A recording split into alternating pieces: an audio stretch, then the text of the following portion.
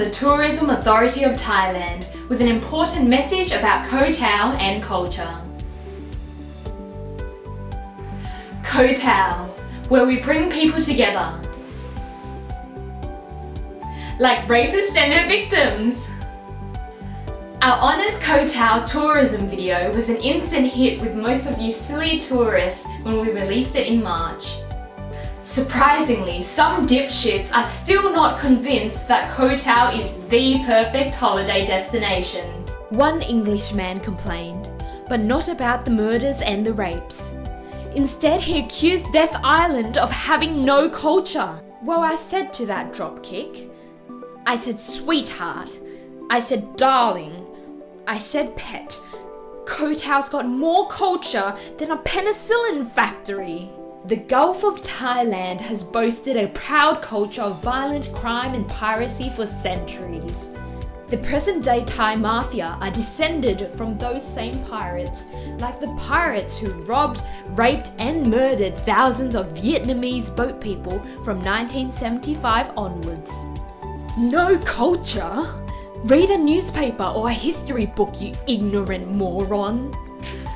As often happens, one evening, a groggy young English guy was sitting on Satire beach after his drink was spiked.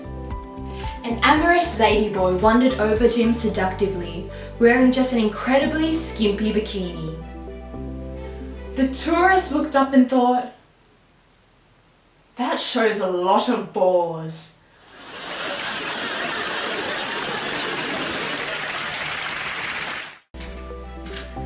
So the next morning, the tourist woke up with no shorts, but a cocktail of cultures and STDs up his backside. Sadly, he had little recollection of his big night of Koh Tao culture, but he got to take home a shitload of microscopic souvenirs in his bloodstream. Scams are part of the culture too. Like the motorbike rental scam where the young tourist's passport is held as security. When he returns the bike, he's charged for some bullshit damage he didn't even cause.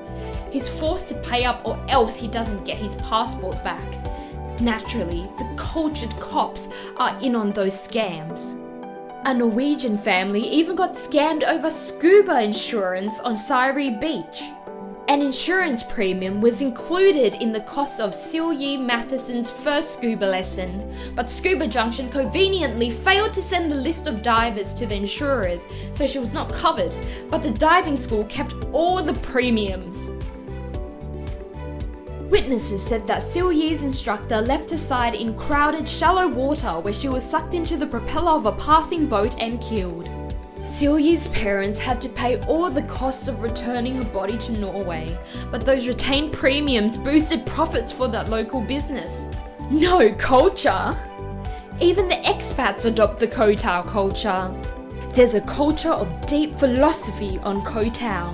The prevailing philosophy is that if a tourist is murdered or vanishes, but the outside world never hears about it, then it never happened.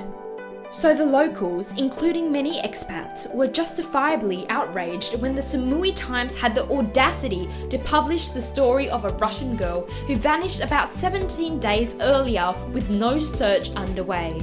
They were further outraged when the Samui Times and a German news service recklessly broke the story of a Belgian woman found on the ground above Tunop Bay. That was supposed to remain a secret too. Some expats like Claire Wyndham and Stephen Dryly did the right thing with their bullshit denials that Elisa's body was even found on the island. No culture! Aussie Claire even organised a petition calling for the Samui Times to be prosecuted for publishing the truth about Valentina and Elise. Claire thoughtfully used a picture of kids from her Koh Tao International Primary School in her petition. How cool was that? For all those hippies who say we can't torture scapegoats anymore, we say, just watch us. And be sure to catch our next video on torture by clicking the subscribe button.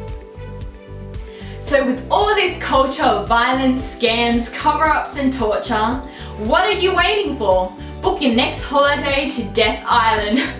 I mean Koh Tao.